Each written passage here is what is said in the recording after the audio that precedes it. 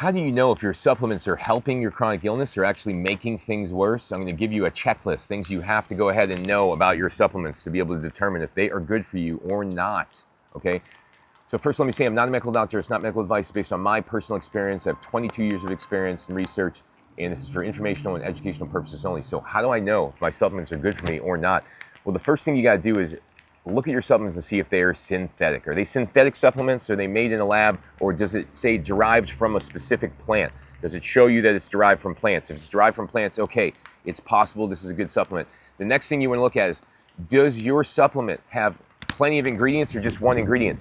You don't want to have a supplement that has tons of ingredients. That increases your probability of having a reaction or a sensitivity to some of these ingredients, which could flare up your immune system and cause your symptoms to get worse, okay? So you want single ingredient supplements or as few as possible. Next thing you want to do with your supplements is you want to look at your supplements, see what is the active ingredient in the supplement, okay? And research and see if this ingredient calms down mast cells or not. Your mast cells are the main cell that need to be calmed down for your immune system to stop producing inflammatory molecules which cause your symptoms. So if you are in a situation where you have chronic illness, you have chronic activation of your mast cells.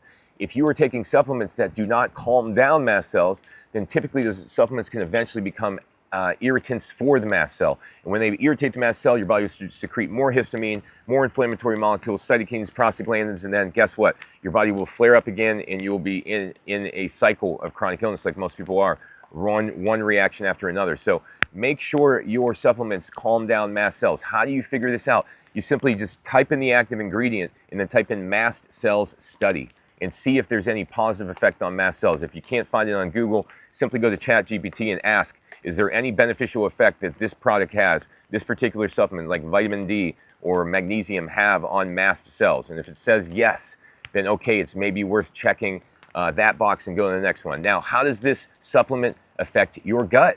Does it make your gut worse? Does it feed bifidobacterium?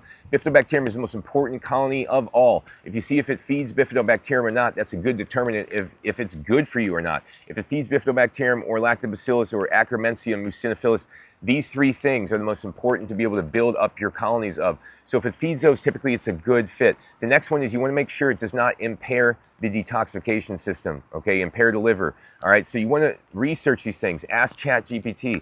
Go ahead and go on Google, whatever you want to do, and type in, hey, vitamin D liver study. Okay, it shows it helps the liver. Okay, great.